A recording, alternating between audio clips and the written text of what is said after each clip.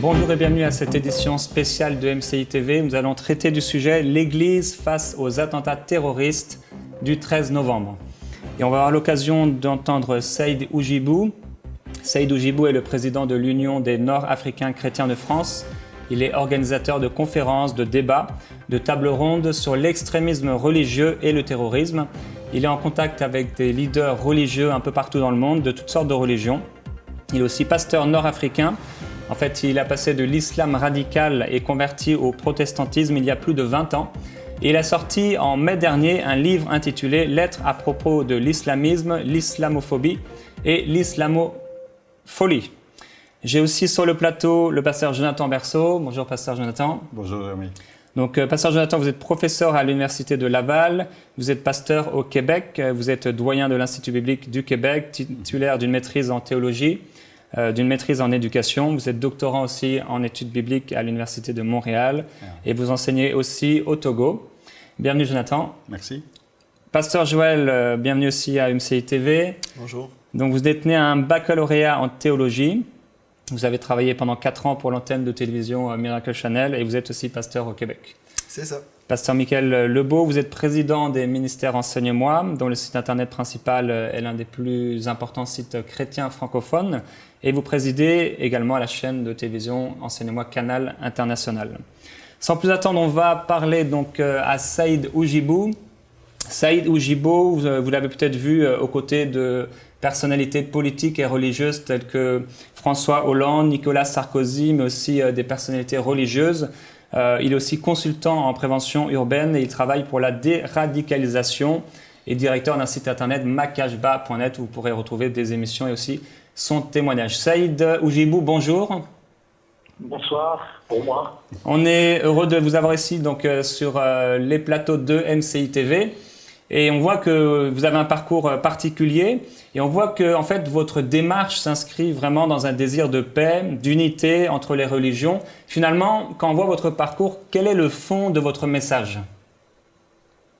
Eh bien, bonsoir à chacun, bonsoir à chacune. Merci en tout cas de cette occasion que vous me donnez de pouvoir en tout cas exprimer en tout cas ma pensée. J'espère en tout cas être fidèle dans mes propos à ce que je crois encore aujourd'hui. Ce que je pense, c'est qu'il est temps aujourd'hui que nous puissions, je dirais, se mettre d'accord sur les choses sur lesquelles nous ne serons jamais d'accord avec une doctrine coranique, une doctrine islamique qui est à l'opposé, je dirais, qui est aux antipodes, je dirais, du texte biblique. Il est essentiel, il est important pour moi de travailler dans le cadre du rapprochement avec mes frères musulmans dans l'humanité et non en religion, sur ce qui nous fâche, sur ce qui nous divise. Depuis maintenant 15 ans, 20 ans, il y a eu un dialogue interreligieux culturel, un rapprochement. Nous nous sommes basés, nous nous sommes unis sur ce qui nous unit. Mais il y a des choses, je dirais, qui nous désunissent. Il y a des choses qui nous divisent. Il y a des choses, je dirais, qui aujourd'hui sont des sujets dynamiques. Il est essentiel, il est important que de la même manière que, je dirais, la chrétienté, le christianisme a fait des réformes, il est important, il est essentiel aussi que l'islam aujourd'hui fasse ses réformes. Je ne dis pas, et je me permettrai pas de dire que tous les chemins mènent, je dirais, dans une direction, mais nous pouvons ensemble discuter, nous poser, et je crois qu'aujourd'hui, les temps sont mûrs, parce que la parole, pour moi, a beaucoup plus de force que la violence. Donc il est essentiel qu'aujourd'hui, nous sortions, nous, de nos ghettos évangéliques, et que la communauté évangélique ose, je dirais, arpenter les trottoirs, ose aller vers son prochain, le musulman. Nous avons un message qui est d'actualité. Nous avons la vérité avec un grand V. Nous nous gargarisons d'avoir la vérité. Mais cette vérité, si finalement elle ne sert que, je dirais, entre nos murs et dans notre beau jacuzzi spirituel, à quoi ça sert ? Il est important d'observer les commandements bibliques de Dieu. Dieu nous dit d'aller, et il y a un inversement mental que nous inversons, je dirais, à l'intérieur de nous, c'est que nous disons aux gens, venez. Dieu nous donne un ordre, un impératif.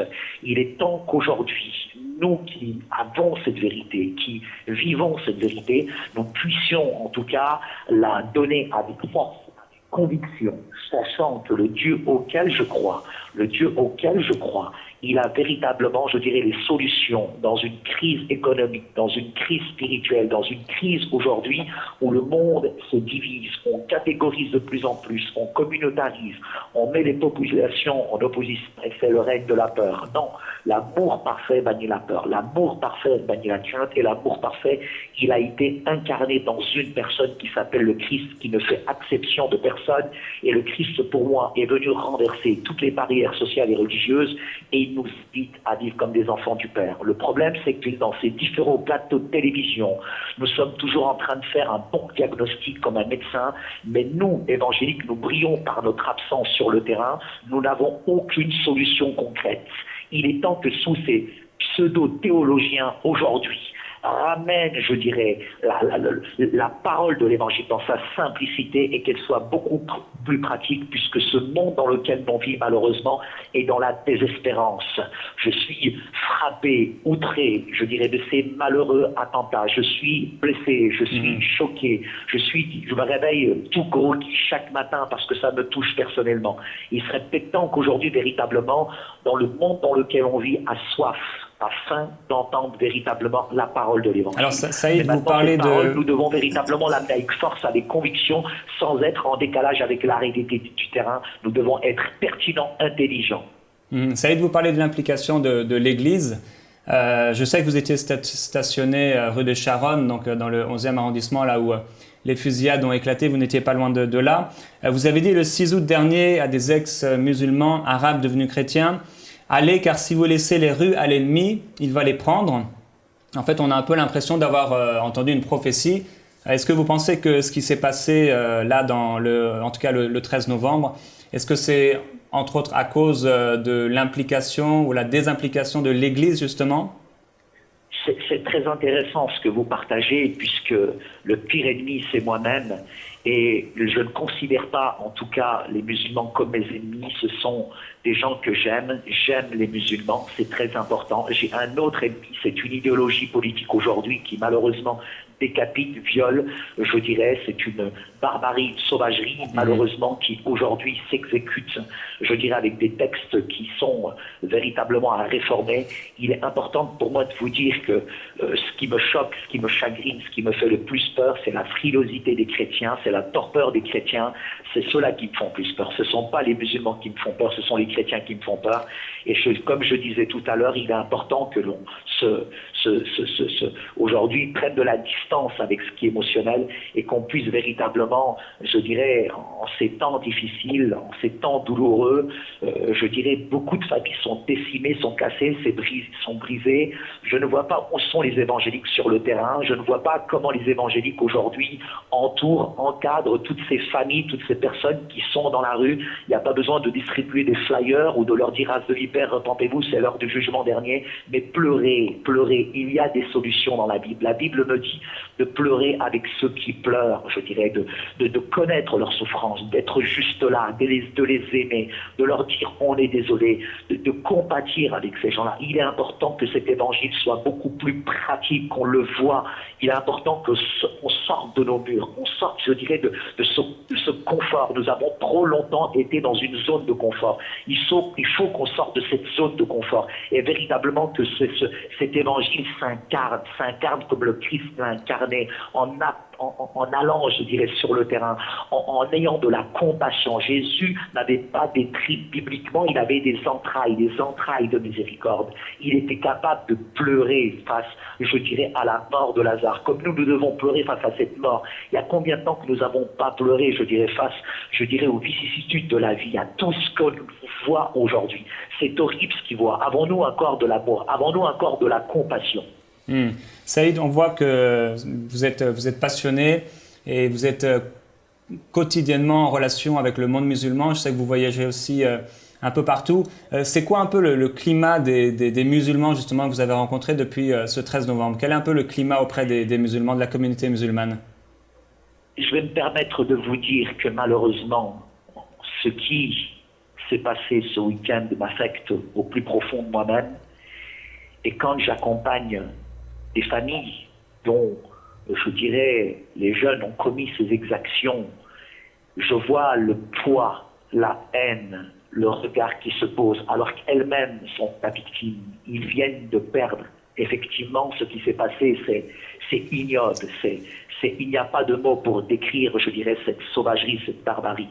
Mais ces familles musulmanes, tout de suite, je dirais, le regard qu'on pose sur elles finit par être intégré, intériorisé, et malheureusement, ça amène un effet inverse. Certains, finalement, je dirais, vont encore s'enraciner, vont se durcir, vont encore se radicaliser. C'est vrai que c'est difficile, c'est vrai que c'est pénible, mais nous devons, je dirais, chrétiens, faire la différence. Faire la différence et avoir un regard d'amour, un regard compatissant, un regard de pardon, un regard de réconciliation, un regard qui aujourd'hui paraît difficile, paraît insurmontable, paraît inimaginable. Mais je crois une chose, c'est que l'amour de Dieu, l'amour du Christ est capable véritablement de venir, de pénétrer dans nos cœurs et de regarder la personne qui est barbue, la personne qui est voilée avec amour. Je ne dédouane pas, je ne vais pas me soustraire, je ne vais pas faire l'économie, je dirais, de cette sauvagerie, de cette barbarie. Ce soir, aujourd'hui, j'ai particulièrement une pensée pour toutes ces centaines et centaines de pères, de mères, de familles qui ont perdu leur famille. Ils ont perdu, quelle souffrance terrible. Mais d'un côté, on oublie et on néglige aussi, je dirais, les familles de tous ces kamikazes qui ont été violés psychologiquement, mentalement, qui ont oublié leur conscience et qui malheureusement sont tombés dans une folie extrême. Et je pense que le coupable, nous ne devons pas nous tromper d'ennemis en tant que chrétiens. Nous ne luttons pas contre la chair et le sang, mais nous luttons contre ces puissances spirituelles sataniques. Et si ces kamikazes, si cette idéologie politique aujourd'hui dans laquelle ils ont été entraînés pensent que cet esprit-là, ils vont mettre la France à genoux, non, ils mettront les chrétiens à genoux et ces chrétiens prieront pour que la France se relève de ses cendres et qu'elle ressuscite. La France a des valeurs qui sont judéo-chrétiennes. Cet islamisme politique est un véritable défi pour l'Occident. Il est un véritable défi pour les chrétiens. Il y a combien de chrétiens évangéliques aujourd'hui qui malheureusement se convertissent à l'islam? Nous avons une jeunesse qui est en déshérence, qui est en quête d'un idéal. Mais dites-moi, vous qui êtes au Canada, quel idéal proposent vos églises à cette jeunesse qui est récupérée aujourd'hui? Quels sont les idéaux que vous proposez finalement à cette jeunesse? Saïd, on voit que la haine vraiment appelle la haine.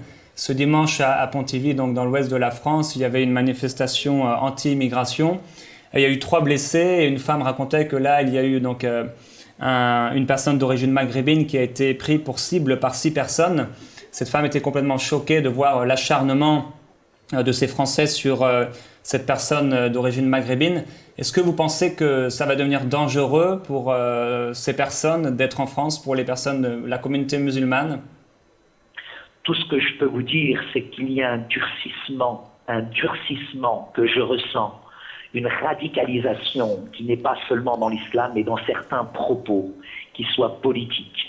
Aujourd'hui, il y a un durcissement des deux côtés. Ceci, il n'y a pas besoin d'être prophète pour le prédire, ça fait 5 ans que je le dis. De plus en plus, ça se durcit des deux côtés. Et malheureusement, je dirais, ce type d'accident va se multiplier. De plus en plus, nous aurons ce genre d'incident en France. Tout simplement vous dire que malheureusement, ce qui s'est passé, je dirais ce week-end, qui est le début d'une escalade, je dirais un territoire a été visé, une ville a été visée, mais d'autres villes vont être visées, d'autres extrêmes vont se lever, d'autres, je dirais, discours radicaux des deux côtés finalement vont s'affronter. Et si nous nous en prenons toujours aux conséquences, sans aller aux causes profondes malheureusement de ces maux sociaux, il y a malheureusement comme une sorte d'ethnicisation des maux socio-économiques, c'est toujours la même communauté qui t'y prends. Mais nous devons reprendre les choses, je dirais, à la base. Nous devons, je dirais, renforcer l'économie dans les quartiers paupérisés, fragilisés. Je dirais, l'éducation ne se fait pas simplement au berceau, mais c'est toute une vie. Nous devons accompagner les familles. Nous devons les aider. Nous devons véritablement, je dirais, les accompagner dans cette éducation. Nous devons favoriser aujourd'hui une certaine mixité sociale dans nos quartiers. Nous devons déghettoiser nos quartiers. Nous devons décloisonner les quartiers. Nous devons véritablement, nous chrétiens, accompagner ces individus. Le texte biblique est clair. Lévitique chapitre 19, 33 nous dit: si un étranger vient de notre pays, vous ne l'opprimerez point. Dites-moi, ça fait combien de temps que les étrangers sont là? Il y a comme une politique de ségrégation urbaine. Combien de temps nous avons accueilli ces étrangers? Est-ce que nous les avons aimés? Est-ce que nous les avons accueillis? Est-ce que nous les avons invités? C'est pas le flyer dans la rue qui va changer les choses. C'est le contact. La base, c'est le contact. La clé, c'est le contact. La réussite, c'est le contact. La clé, c'est d'aller vers l'autre, de faire tomber les préjugés qu'il a, de lutter contre, je dirais, Internet, l'idéologie politique, lutter contre tous ces discours radicaux. Oui, le musulman, quand il rencontrera un chrétien évangélique convaincu de sa foi, qui véritablement l'aime, je crois que la puissance de l'esprit peut véritablement le changer, le transformer. Aujourd'hui, je bénis Dieu, il y a des milliers, il y a des millions de musulmans. Le Christ rayonne, le Christ leur ouvre les yeux. Il y a aujourd'hui de vraies conversions qui sont extraordinaires. La puissance de l'évangile aujourd'hui est en train de rayonner dans le monde musulman. Il y a des imams qui se convertissent, il y a des radicaux sur le chemin de Damas, comme Saul de Tarse, qui véritablement rencontrent la lumière du Christ. Il est important pour nous véritablement aujourd'hui de dépasser ces clivages. Des incidents sont là, les confrontations sont là, mais nous, chrétiens, nous devons faire la différence par rapport à notre attitude. Quelle est notre attitude? Est-ce qu'un chrétien peut être raciste? Est-ce qu'un chrétien peut sombrer dans les extrêmes? Oui, parce que nous sommes humains. Oui, nous avons un cœur. Mais il y a un filtre. Ce que nous oublions, c'est que les masses médias construisent, je dirais, une image apocalyptique, je dirais, par rapport à cette communauté. Ce qui fait que ça nous freine pour l'amitié, pour l'épanouissement, je dirais, d'une rencontre. Mais nous devons aller au-delà des apparences, au-delà des préjugés, des stéréotypes, des clichés. Il y a un filtre. Ce filtre est clair. Il s'appelle la Bible. Et entre les masses médias et moi, ce filtre, je dois le méditer, je dois le ruminer, je dois le réviser, je dois le vivre. Il s'appelle la Bible, la puissance de la parole de Dieu, qui est une puissance qui change, qui transforme, qui libère, qui guérit et qui change les gens aujourd'hui. Merci Saïd. J'ai une dernière question pour vous. Une question que, bien sûr, les Français commencent à se poser de plus en plus. Y a-t-il un rapport entre les musulmans de France et l'islam radical? Entre autres, autrement dit, est-ce que les Français, finalement, devraient avoir des raisons d'en vouloir à la communauté musulmane en France? Je pense que cette communauté a des raisons d'en vouloir. C'est inévitable. Mais nous devons nous en prendre finalement, comme j'ai dit tout à l'heure, ne pas prendre un schéma réducteur, un raccourci facile qui nous trompe aujourd'hui. Il y a aujourd'hui des radicaux, des prêcheurs. C'est ceux-là à qui il faut s'attaquer, c'est ceux-là qu'il ne faut plus écouter. Il faut un contre-discours religieux, il faut un contre-discours, je dirais, religieux, qui amène autre chose, qui amène une autre théologie musulmane.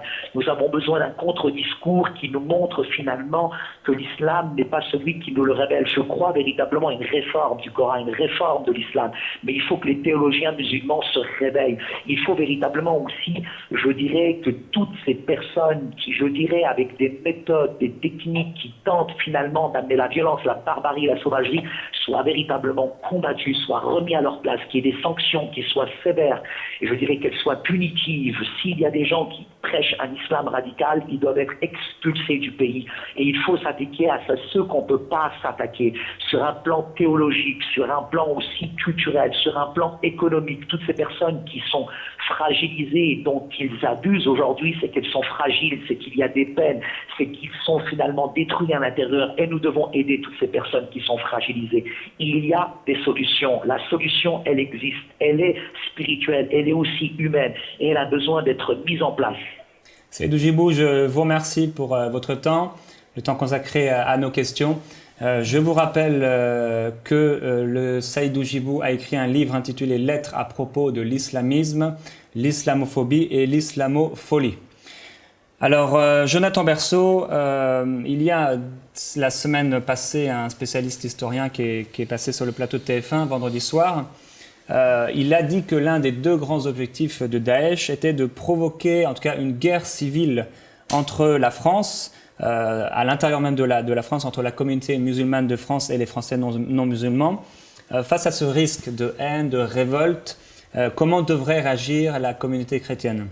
Est-ce que finalement, vous, en tant que pasteur, est-ce que vous avez un message à faire passer aux chrétiens francophones? Tout à fait, puis je suis très sensible à ce que nous avons entendu de la part du pasteur Saïd. Et je pense qu'une des premières choses, c'est d'être informé. Et quelque part, je salue les auditeurs qui ont décidé d'écouter cette émission. Ils n'étaient pas obligés, mais ils ont dit « ça m'intéresse, je veux en savoir plus, j'ai besoin d'être renseigné, j'ai besoin d'être éclairé, j'ai besoin d'informations ». Et c'est important d'être bien informé. Parce qu'on est dans un monde où il y a tellement de désinformation. Sur les réseaux sociaux, tout le monde dit tout et n'importe quoi. Les hommes politiques en profitent pour faire de la démagogie et disent tout et n'importe quoi, que le chrétien ne doit pas tomber dans ce piège. Parce que malheureusement, on entend quelques chrétiens sortir des absurdités, des bêtises, faire des amalgames et mettre un peu tout le monde dans le même panier en disant tous les musulmans sont des terroristes, ou dès qu'on voit quelqu'un qui a une barbe ou qui a un look un peu nord-africain ou oriental, ça devient suspect, puis on a peur de monter dans l'avion parce qu'il y a un passager qui a un turban. Et ça, c'est de la bêtise. Et c'est important d'être bien informé, de comprendre ce qui se passe et comprendre aussi qu'actuellement, il y a toute une crise avec les réfugiés syriens. Et je sais que c'est un grand débat au Canada, mais c'est un grand débat en Europe aussi pour accueillir tous ces réfugiés. Et certains disent, mais accueillir ces réfugiés, c'est accueillir des terroristes. Mais dans ces réfugiés, il y a des chrétiens.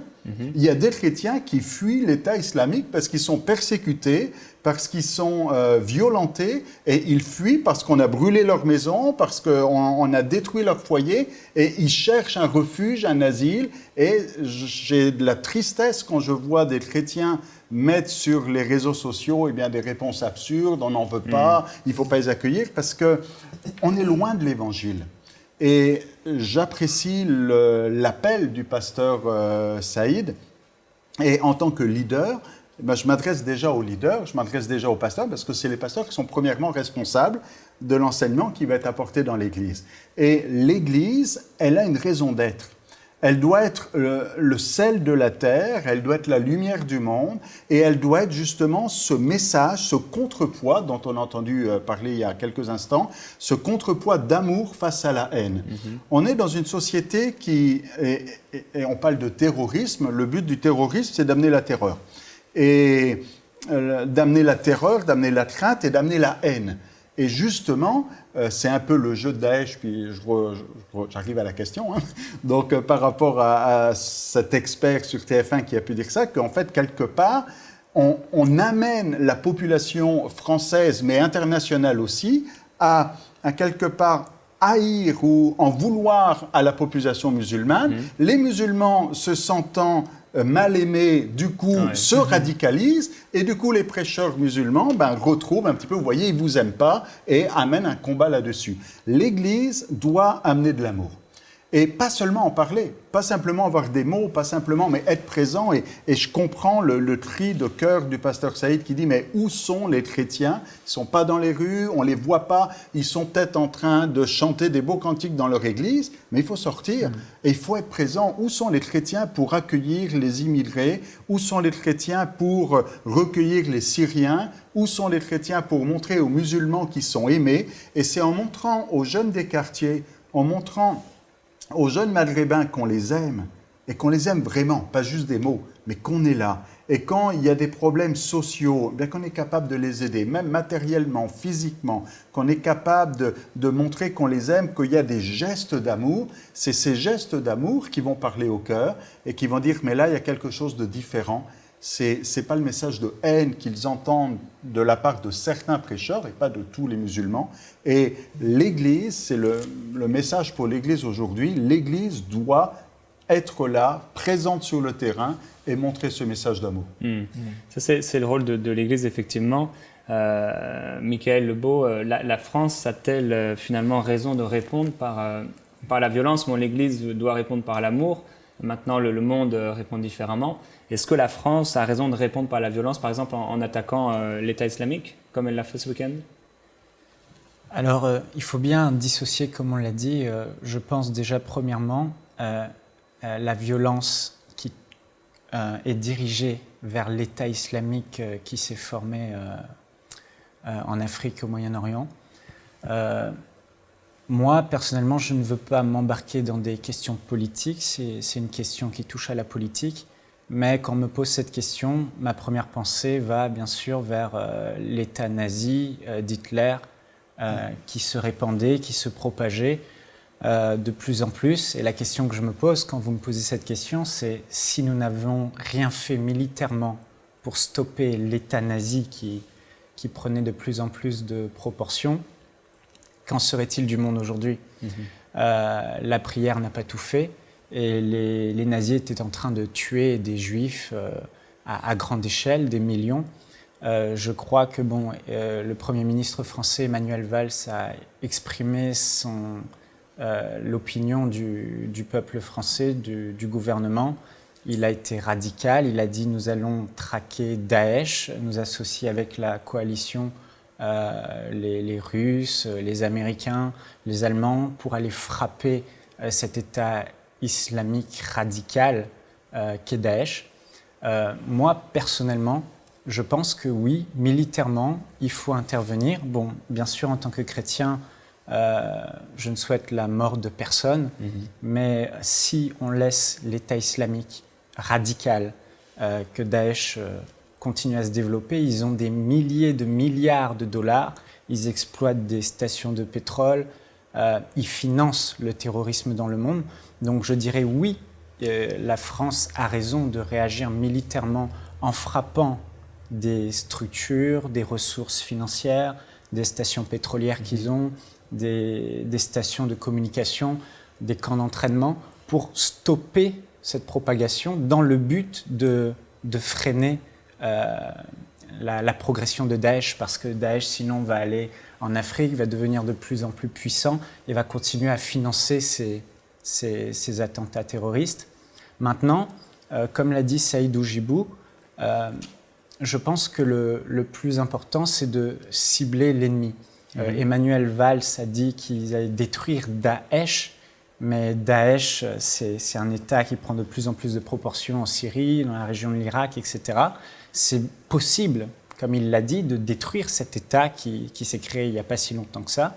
C'est possible de l'arrêter, mais finalement, le vrai ennemi, il n'est pas visible, comme l'a dit le pasteur Saïd Oujibou.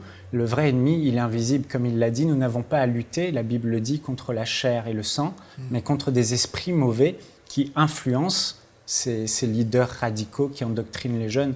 Pour moi, ces jeunes qui ont commis ces actes horribles à Paris sont entre guillemets des victimes et des pantins de la puissance démoniaque qui agit derrière eux.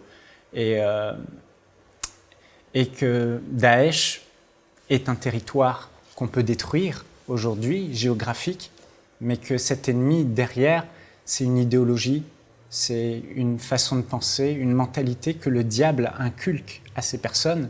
Et cet ennemi qui est invisible ne pourrait pas être détruit par une violence physique. Et c'est là que je crois que l'Église est la solution. Je me souviens de l'histoire, quand il y a eu des conflits entre les Noirs et les Blancs, l'apartheid, l'égalité, la violence n'a pas su apporter la solution à ces conflits. Il y avait des guerres civiles, des meurtres, des tueries, même plus barbares encore que ce qu'il y a aujourd'hui, en plus grand nombre encore qu'aujourd'hui. Et la solution a été apportée par un message d'amour, un message de paix qui a changé les cœurs des gens et qui a fait comprendre aux gens que oui, le message de la Bible, ce message d'amour de Jésus qu'il a porté, bénissez vos ennemis, aimez-vous les uns les autres, a su changer le cœur des gens et régler le problème du conflit entre les Noirs et les Blancs en Amérique comme en Afrique à travers deux hommes qui sont des hommes de Dieu, Nelson Mandela qui était chrétien et Martin Luther King qui était chrétien. Donc je crois qu'aujourd'hui, l'Église doit prendre sa part de responsabilité pour apporter ce message, comme l'a dit Saïd Oujibou. Et la Bible dit que le fer aiguise le fer. Et je crois que répondre par la violence ne va amener que de la violence. Éteindre un feu va amener un autre feu qui va être là. Le terrorisme existait avant que l'État islamique radical se crée, Daesh. On a tué Oussama Ben Laden, l'État Daesh est né après, encore plus grand, encore plus puissant. On peut arrêter cet État, il faut le neutraliser, il faut empêcher qu'il continue à se développer.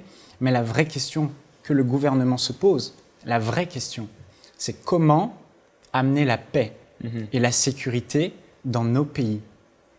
Et là, la Bible a un message très clair.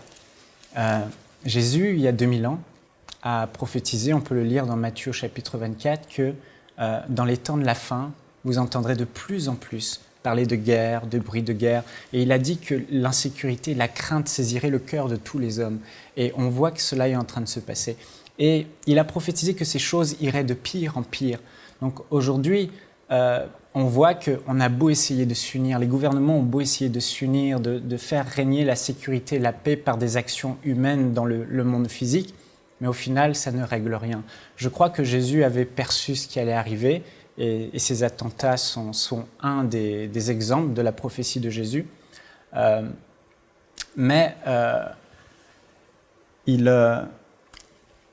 est écrit dans la Bible que Jésus, le prince de paix, reviendra un jour. Et qu'à ce moment-là, la paix sera instaurée. Je crois vraiment que le monde, l'espoir du monde, l'espoir de la paix, l'espoir de la sécurité des nations se trouve uniquement en Jésus-Christ. La paix dans ce monde reviendra dès l'instant où Jésus lui-même reviendra, comme il l'a dit. Mais pourquoi Jésus ne revient pas pour mettre la paix dans ce monde?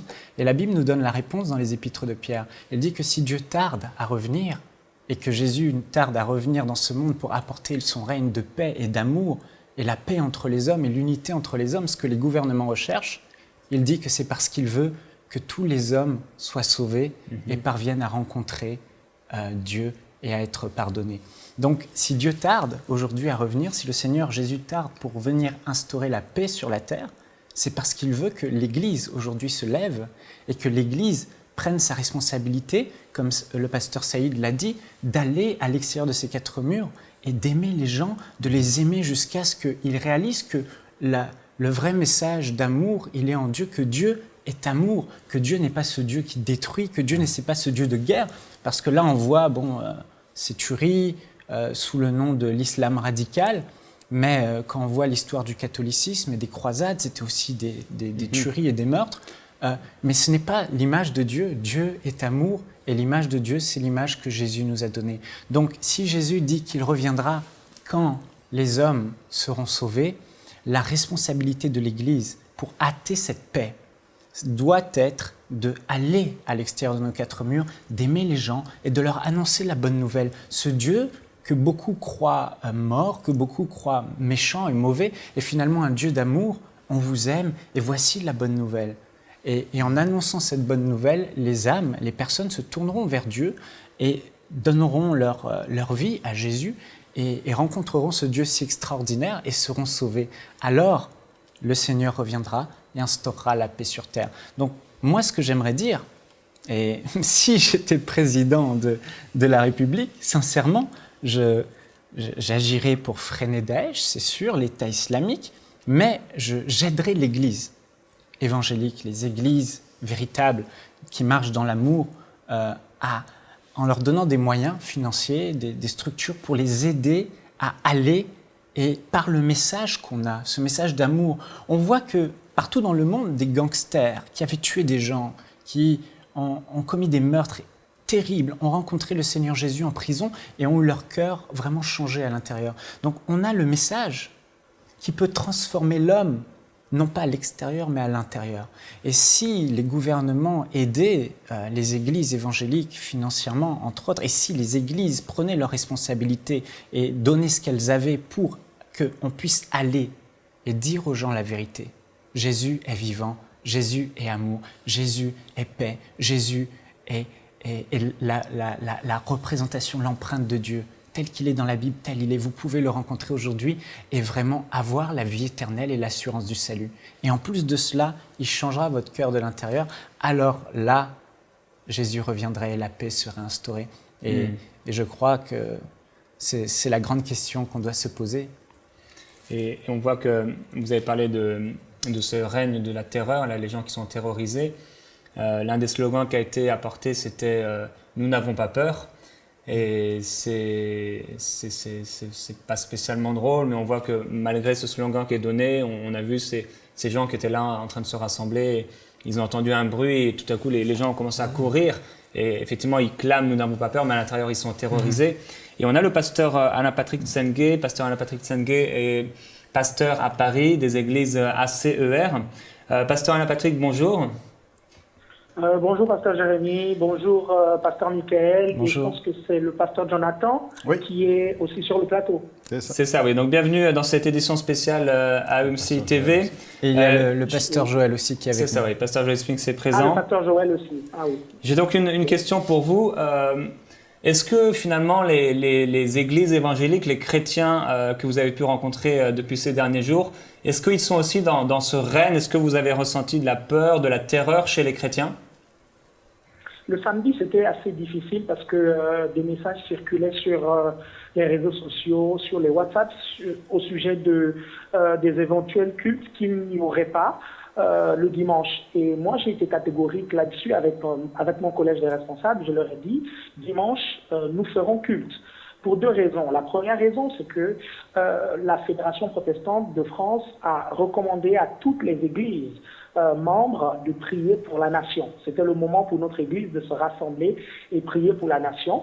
Et la deuxième raison, c'est de ne pas céder à la peur. Nous savons tous que la peur est une arme du diable et nous savons aussi que le but des terroristes, c'est de terroriser. Et donc, si on cède à la peur, on rentre dans le jeu de ces personnes qui ont commis ces actes ignobles. Donc, j'ai demandé à ce qu'on puisse faire culte. Et vous savez quoi? On s'attendait à ce qu'il y ait la moitié des personnes. Les deux cultes étaient pleins. Et ce jour-là, on a prié et on a senti dans le cœur des chrétiens le besoin de prier et d'intercéder pour la nation. Et je crois qu'aujourd'hui, les chrétiens sont de plus en plus conscients. Quand je lis ce qui se passe dans les réseaux sociaux et quand je parle avec les collègues pasteurs, les chrétiens sont de plus en plus conscients qu'il faut qu'ils se lèvent pour prier pour la nation, mais pour aussi véhiculer le message d'amour. Parce que ce que Dieu nous envoie faire lorsqu'il nous envoie prêcher la parole, c'est de prêcher son message d'amour. Donc vous croyez que ce qui s'est passé le 13 novembre, vous croyez que ça a éveillé la conscience des chrétiens?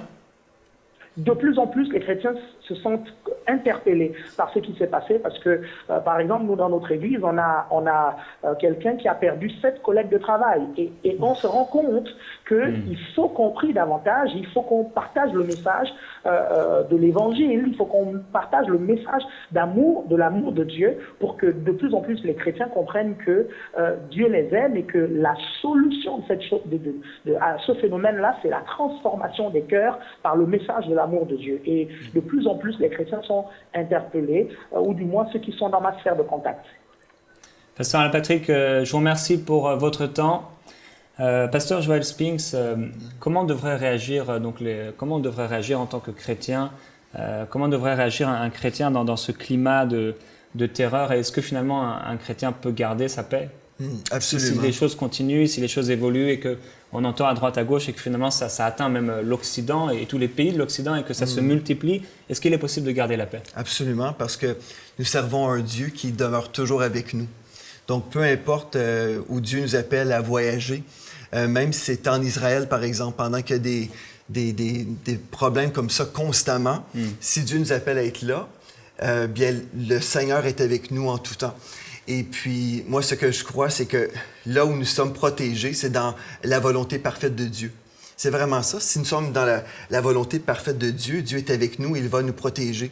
Et puis, la première chose que j'ai vécue quand j'ai su cette nouvelle de la tragédie, j'étais à la maison et puis j'étais en prière, en fait, pendant que ça s'est produit. Et puis, dans mon cœur, tout de suite, j'avais un élan d'amour pour le peuple français. J'étais vraiment touché. Et puis, je me suis mis en tout cas vraiment réfléchir ce que je devais faire à ce moment-là. Et puis j'ai fait une vidéo tout simplement. Et puis j'ai pas l'habitude de faire des vidéos dans les réseaux sociaux, c'est pas mon genre. Mais je sentais vraiment la compassion de Dieu pour le peuple français, mais surtout aussi pour l'Église. Parce que je réalise que surtout dans des moments comme ça, ce qui se produit, c'est que les gens, les chrétiens qui ont déjà peur parfois de prêcher l'Évangile, vont encore se retirer davantage. Et puis se retirer par un esprit de crainte qui vient s'emparer de leur vie. Et puis tout de suite, j'avais à cœur d'exhorter le corps de Christ à vraiment poursuivre dans cette marche de la foi. Vraiment qu'on puisse marcher par la foi parce que Dieu nous appelle à être un peuple de foi. Et puis en même temps, on sait que l'ennemi a une stratégie. Il veut empêcher l'Église d'avancer. Et comme nous avons mentionné jusqu'à présent, c'est que nous sommes dans les temps de la fin. Et puis dans les temps de la fin, on sait que l'ennemi sait que son temps est court. Donc, il veut nous faire peur pour qu'on se retire. Mais le Seigneur nous appelle à briller, à se lever et briller. Et puis Dieu nous appelle, nous, l'Église du Seigneur Jésus, à être là, présents dans la société, comme nous avons mentionné, mais aussi d'être là avec un cœur d'amour pour les gens. Donc, comment y arriver? Comment briller? Bien, il faut premièrement marcher par la foi et résister et ne pas se laisser influencer par un esprit de crainte qui est là. Et puis, j'ai juste fait cette vidéo et puis tout de suite, j'ai vu les réponses. Les gens recevaient le message et je vois aujourd'hui, les gens ont besoin d'être encouragés aussi dans nos églises. Je sais qu'il y a des gens qui ont peur en ce moment, mais on a besoin de se rappeler que Dieu est toujours présent avec nous, même s'il y a des moments difficiles. Mais rappelons-nous que même si en France, en ce moment, c'est terrible, mais ailleurs dans le monde, il y a aussi des gens qui souffrent énormément et puis Dieu est là avec eux également. Donc, on doit résister et ne pas se laisser influencer par un esprit de crainte, mais vraiment, je crois que Dieu nous appelle à marcher encore une fois dans la foi, dans l'amour et puis récolter les âmes maintenant. Je crois vraiment que c'est un temps important pour nous d'être sensibles aussi à la direction de l'Esprit de Dieu et de voir ces gens aussi, peu importe la religion, et de proclamer vraiment la bonne nouvelle du Seigneur Jésus. Si quelqu'un écoute aujourd'hui et qu'il est dans la peur, dans la crainte, ce serait quoi les conseils un peu que vous pourriez donner à cette personne je crois pour vraiment recevoir cette paix? Bien, une des choses que je crois qu'on doit faire, c'est vraiment prier. Premièrement, se rappeler qui nous sommes en Christ. Nous sommes des enfants de Dieu. L'Esprit de Dieu est avec nous. Et puis, il faut se rappeler qui nous sommes en Christ. Vraiment, c'est important. Et puis, quand on sort de nos maisons, nous savons que Dieu est avec nous. Et si Dieu est pour nous, qui sera contre nous? Et je crois une chose importante aussi, on doit être renouvelé dans nos pensées. On ne doit pas penser comme le monde qui peuvent se laisser influencer, mais on doit vraiment être renouvelé dans nos pensées et surtout avec le psaume 91. Moi, je crois que c'est un passage des Écritures qui peuvent vraiment, ce passage-là peut vraiment nous aider. Si on médite sur le psaume 91, nous retrouvons des promesses de protection divine. Et puis, si on est vraiment absorbé ou imbibé de cette parole, lorsqu'on va sortir, nous sommes confiants, nous sommes dans la paix. C'est une paix que le monde ne peut pas donner. C'est seulement l'Esprit de Dieu qui peut nous donner cette paix et c'est lorsqu'on place notre confiance dans le Seigneur qui est avec nous, qui demeure avec nous. Je peux vous dire, même avant cette nouvelle, j'étais à Paris une semaine avant et puis je me suis retrouvé dans ma suite à l'hôtel avant d'aller prêcher chez le pasteur Alain, justement. Et puis, l'Esprit de Dieu est venu sur moi et je me suis mis à prier pour la ville de Paris. Et je ne comprenais pas pourquoi j'avais ce fardeau, mais j'étais dans ma suite et je priais pour la ville de Paris. Et puis, je déclarais la paix sur la ville. Et puis, aujourd'hui, peut-être à cause de mes prières, peut-être c'était comme minimisé d'une certaine façon. Mais aussi, je crois que le corps de Christ ne doit pas simplement prier pour soi-même et puis croire Dieu pour les protections pour soi-même, mais aussi avoir un cœur qui se tourne vers la ville de Paris et toute la nation de la France. Parce que le Seigneur veut sauver le plus grand nombre. Nous sommes dans les temps de la fin et puis l'ennemi sait que son temps est court. Il veut nous faire peur, il vient nous voler, nous égorger et nous détruire. Mais Jésus est venu pour nous donner la vie et la vie en abondance. Et rappelons-nous que nous sommes les porteurs de ce message de la vie abondante en Jésus. Et Jésus n'est jamais venu pour tuer les hommes, mais au contraire, il est venu pour s'offrir pour les hommes. Et nous avons le message que toutes les religions recherchent, en fait. Les religions ne prêchent pas ce Jésus ou ce Dieu d'amour. Ils prêchent toutes sortes de dieux, mais nous sommes les seuls au monde à voir ce message glorieux de ce Dieu d'amour qui veut sauver aujourd'hui. Merci, Pasteur Joel Spinks. Miguel Lebeau, finalement, c'est un peu pour conclure, quel est le message que le 13 novembre donne à l'Église? Je pense que le message que l'Église reçoit par rapport au 13 novembre et ces attentats barbares est différent selon les sensibilités et le vécu de chacun. Pour ma part, lorsque j'ai reçu cette nouvelle et que j'ai vu les images, ce qui m'a le plus touché, moi, je le disais à mon épouse, j'étais chez moi et j'étais dans un état de deuil en fait jusqu'à dimanche. J'étais vraiment attristé et affligé. C'est au moment où j'ai vu que dans ce théâtre du Bataclan, c'était en majorité des personnes de moins de 30 ans, des jeunes, et je me suis dit, la mort a frappé trop tôt pour eux. Et j'étais vraiment triste parce que je me disais, bon, on voit dans ce théâtre du Bataclan, ces jeunes étaient là, écoutaient un concert de rock. Au moment où les terroristes sont rentrés, ils chantaient un chant « Kiss the Devil ». C'était certainement peut-être des personnes, pour la plupart, qui, je ne les connais pas, mais qui n'avaient jamais entendu parler de la bonne nouvelle du salut en Jésus-Christ. Et je me suis dit, mais ce 13 novembre, j'ai dit à ma femme, mais le message que moi je reçois, c'est la mort a frappé trop tôt ces personnes. Et comme le pasteur Joël l'a dit, Jésus a dit, moi je suis venu donner la vie, mais le diable il est venu pour détruire les vies, faire mourir les gens, les égorger, les voler. Et on connaît ses intentions au diable, à l'ennemi de nos âmes, il veut tuer ces gens.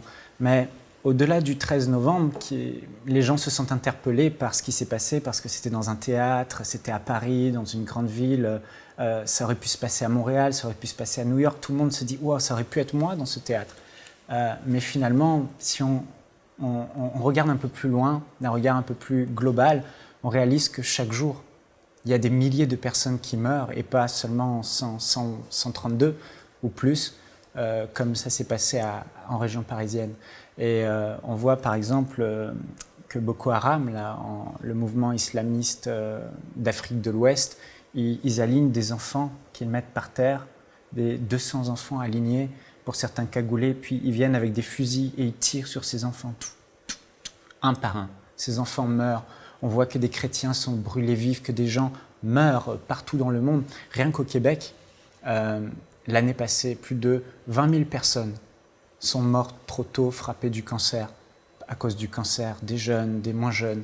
En France, plus de 150 000 personnes sont mortes du cancer les années passées. Et on réalise que le diable, que ce soit par la maladie, que ce soit par des attentats, frappe. Et moi, ce qui me touche, c'est me dire, mais ces gens-là sont morts trop tôt sans rencontrer le Seigneur Jésus-Christ, pour la plupart. Et c'est ça qui est difficile. Je rentrais de Montréal vendredi soir et j'ai encore vu une voiture accidentée gravement sur la route. Et c'est le même message qui m'est envoyé. Cette personne, est-ce qu'elle était prête à rencontrer son Dieu? Est-ce qu'elle était prête à avoir la vie éternelle au ciel? Les chrétiens, on en parlait de la paix, mais on a la paix et l'assurance du salut après la mort. Si aujourd'hui je meurs, je sais où je vais, comme ce brigand sur la croix. Il a cru en Jésus, il s'est tourné vers Jésus et Jésus lui a dit, je te le dis aujourd'hui, malgré même toute la mauvaise vie que tu as eue, parce que tu as cru en moi et tu as cru que j'allais ressusciter entre les morts, je te le dis aujourd'hui, tu seras avec moi au paradis. Et pour nous, en tant que chrétiens qui avons reçu Jésus, nous avons la paix, parce que nous savons que même la mort est un gain pour nous, on sera au ciel, aux côtés de Dieu, pour l'éternité. Mais qu'en est-il de ces gens? Pour moi, le message que nous fait passer, ou en tout cas me fait passer personnellement, ces attentats du 13 novembre, c'est est-ce que ces personnes étaient sauvées? Et si elles n'étaient pas sauvées, qu'est-ce qu'on doit faire? Comment on doit réagir pour que l'Église doit se lever, se mobiliser, comme on l'a dit, dans la prière, dans l'évangélisation, dans le fait de leur témoigner l'amour de Dieu pour qu'ils entendent la vérité. J'étais, après les attentats, dans un magasin de chaussures et j'interrogeais les vendeuses, je leur disais « Qu'est-ce que vous pensez ?» Et là, il y en a une qui commençait à pleurer, elle était outrée, elle dit « C'est horrible, ça aurait pu être moi, j'aurais pu mourir. » Et je parlais à un homme et je lui disais « Mais je lui parlais du Seigneur. Il me dit, non, mais moi, je suis une bonne personne. Moi, je mène bien ma vie, je ne fais pas de mal, je fais des choses bien, donc je serai sauvé. Et je lui ai dit que mais la Bible est un message d'amour. Dieu, nul homme ne peut être sauvé par ses propres œuvres. Nul homme, tout homme un jour a menti, tout homme un jour a volé, tout homme un jour a fait ce qui est mal. Et Dieu est amour, il nous aime, mais quand il se retrouvera en face du trône de Dieu et qu'il dira « mais laisse-moi entrer au paradis », malheureusement, le diable sera là. Et le diable, la Bible dit qu'il accusera ces personnes devant Dieu, disant « il a menti, il a mené une mauvaise vie, il est ça ». Et il va réclamer que ces personnes aillent en enfer. Et nul ne pourra dire « mais j'ai mené une bonne vie », etc. Et les personnes ont du mal à voir l'amour de Dieu en ce sens. Ils pensent que oui, c'est Dieu, mais Dieu veut nous sauver. Et l'Évangile est une bonne nouvelle. Toutes les religions, que ce soit, quelles qu'elles soient, elles disent « pour être sauvé, il faut faire ci, il faut faire ça, il faut faire ci, fais. » Jésus est le seul qui a présenté un message différent. Il a dit « vous n'avez rien à faire, j'ai tout accompli pour vous, je suis mort pour vous, j'ai été frappé pour vous. La dette pour vos péchés, je l'ai prise sur moi. Croyez en moi et vous vivrez. Croyez en moi et vous aurez la vie éternelle. » Jésus a parlé comme aucun homme n'a parlé. Jésus a été comme aucune religion n'a été. Il a aimé les pécheurs au point de donner sa vie pour ceux qui menaient une mauvaise vie. Et il disait maintenant, croyez en moi. Et c'est le message que je reçois, c'est qu'il est impératif qu'on aille dire à ces personnes qu'on a une bonne nouvelle. Vous n'avez pas à essayer de devenir bien, parce que vous n'y arriverez pas. Dieu est saint, mais Dieu vous aime. Et si, aujourd'hui, vous n'essayez pas par vos propres efforts d'hériter de la vie éternelle, de la paix, de la joie, de l'amour, mais que simplement vous réalisez que vous avez besoin juste d'une chose, comme ce brigand sur la croix qui a mené une mauvaise vie, juste de vous tourner vers Jésus et de dire « Seigneur Jésus, je crois en toi ». Et à ce moment-là, parce qu'on met notre confiance en lui, Jésus nous donne l'assurance que quand on sera devant le trône de Dieu et que le diable nous condamnera et dira « il mérite l'enfer et la mort », Jésus se lèvera comme notre avocat et il dira « Père, j'ai payé pour lui, il a cru en moi, il est pardonné ». Et à cause de Jésus, toutes ces personnes pourront entrer librement dans la vie éternelle. Il suffit donc de croire. Mais certains diront, mais oui, mais comment je peux croire? Parce qu'après, je ne pourrai plus faire une vie de débauche, etc. Là, je dois régler ma vie quand je vais vers Jésus.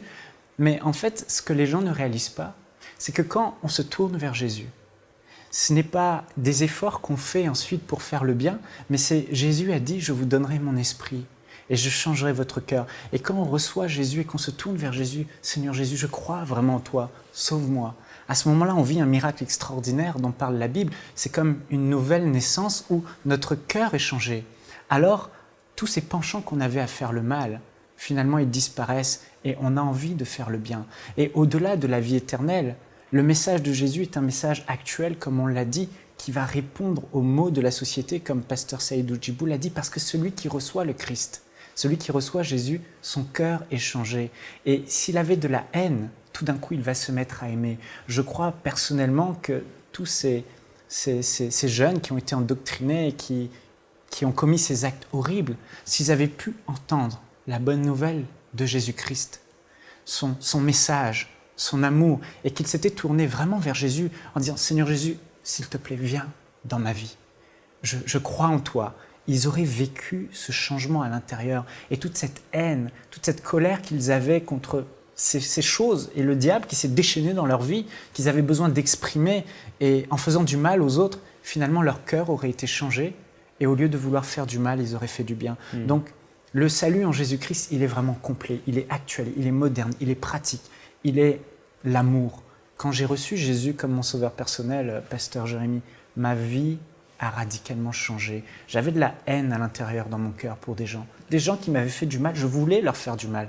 Mais quand j'ai simplement cru en Jésus, j'ai vécu quelque chose à l'intérieur, que des milliards de personnes qui ont reçu Jésus ont vécu ce changement du cœur qui fait que je suis incapable aujourd'hui de rendre le mal par le mal. Et que, comme Jésus l'a fait, j'aime mes ennemis. Il faut se souvenir que Jésus à la croix, a vécu ce que ces Parisiens ont vécu. Lui, il était innocent, mais des hommes religieux, des Romains, etc., tous ont crucifié Jésus. Et ils lui ont fait du mal, son sang a coulé, il a été vraiment meurtri. Et dans cette souffrance, alors qu'il était sur cette croix, Jésus a dit « Père, pardonne-leur parce qu'ils ne savent pas ce qu'ils font. » Et on voit encore que ce même cœur que Jésus avait, quand on se tourne vers lui, il nous le donne. Et j'aimerais dire à toutes ces familles, si elles ont l'occasion d'entendre ce message, qui ont perdu leur bien-aimé, j'aimerais vraiment les encourager en leur disant, mais vraiment que s'ils ont de la peine dans leur cœur, je connais le remède le plus merveilleux, que c'est un traumatisme qu'aucun homme, aucune thérapie ne peut régler. Mais quand on donne son cœur à Jésus et qu'on se tourne vers Jésus, il se passe quelque chose de fort à l'intérieur qu'aucun homme ne peut faire. C'est une chirurgie divine qui s'opère en nous. Et là, on est capable de pardonner même à ceux qui nous ont fait le pire mal. Et en pardonnant, on se libère nous-mêmes. Il y a ces familles qui sont là et peut-être il y a des gens qui nous écoutent. Et vous parlez de la vie éternelle, mais pour finir concrètement, c'est comment recevoir la vie éternelle? Comment on peut la recevoir? Je pourrais peut-être laisser la parole à un de mes amis pasteurs. Suite à ces événements, il y a beaucoup de tables rondes, beaucoup de discussions et beaucoup de questions qui se posent. Et on est en train de recentrer en disant il faut se poser les bonnes questions. À un moment donné, et on a cette histoire dans l'Évangile, à un moment donné, il y a eu un accident. Alors, c'est sûr qu'à Paris, ce n'était pas un accident, c'était volontaire. Mais il y a eu un accident à Jérusalem. Une tour s'est effondrée. 18 personnes sont mortes, écrasées. Et certains se sont dit, un peu comme à Paris, ça aurait pu être moi. J'étais là quelques minutes avant, quelques minutes après. C'est arrivé à Paris, ça aurait pu arriver à chacun d'entre nous. Alors, on pose la question à Jésus, pourquoi ? Et Jésus ne rentre pas dans ce débat, dans ces discussions et dans tout ce questionnement, mais il ramène à l'essentiel. Et il dit une parole, il dit « Si vous ne vous repentez, vous périrez tous également ». Ce n'est pas une menace de mort que Jésus est en train de faire, mais Jésus est en train de dire « La mort, elle arrive à un moment ou à un autre. Un moment où on ne s'y attend pas. Ceux qui étaient là à boire un café tranquillement sur une terrasse ne s'attendaient pas à partir. Ceux qui étaient allés écouter un concert ne s'attendaient pas à partir. Et en tant qu'Église, en tant que chrétien, notre message pour chacun, c'est de dire qu'il faut se préparer. Il faut être prêt. Ça arrivera à un moment donné ou à un autre. On ne souhaite pas dans des circonstances tragiques comme ça, mais et de quelle manière est-ce qu'on peut être prêt? Repentez-vous. Se repentir, c'est changer de voie, c'est changer de mentalité, c'est dire, avant je vivais ma vie pour moi, maintenant je veux vivre ma vie pour Dieu. C'est accepter le don de Dieu. Dieu a tellement aimé le monde qu'il a donné son Fils pour que celui qui croit en lui ne périsse pas, mais qu'il ait la vie éternelle. Et ce message, c'est le même encore pour chacun d'entre nous aujourd'hui, et c'est de dire, aujourd'hui simplement crois que Dieu t'aime. Parce que dans les circonstances, certains vont dire, mais si Dieu m'aime, pourquoi ce drame? Pourquoi cette catastrophe? Pourquoi j'ai perdu un ami? Pourquoi j'ai perdu un frère? Il y a toujours différentes façons de voir les choses. Certains disent, mais Dieu n'a pas protégé Paris. Et puis, comme le pasteur Joël l'a dit tout à l'heure, certains vont dire, peut-être que Dieu l'a protégé. Qu'est-ce qui se serait passé si les 3 terroristes qui voulaient faire exploser une bombe en plein milieu du Stade de France avaient pu rentrer? Dieu a protégé. Quoi qu'il en soit, Dieu aime et Dieu vous aime. Et aujourd'hui, simplement, accepte l'amour de Dieu. Il t'aime, il a donné un don précieux, c'est son Fils, c'est la vie de son Fils qui est mort sur une croix, comme pasteur Michael nous l'a dit. Et aujourd'hui, simplement, accepte, change de vie. Arrête de vivre pour toi, tourne-toi vers Dieu, reçois Jésus comme ton maître, comme ton sauveur et partage l'amour de Dieu d'une manière urgente à ceux qui sont autour de nous parce qu'il ne reste plus beaucoup de temps et on a un message d'amour à communiquer. On a un message de haine qui circule, mais nous avons un message d'amour à communiquer et ce message d'amour, c'est chaque chrétien qui doit le partager à son prochain. Pasteur Jonathan Berceau, pasteur Joël Spinks, pasteur Michael Lebeau, je vous remercie d'avoir été sur les plateaux de MCI TV et je vous remercie d'avoir suivi cette édition spéciale. On vous retrouve donc à bientôt sur EMCI TV.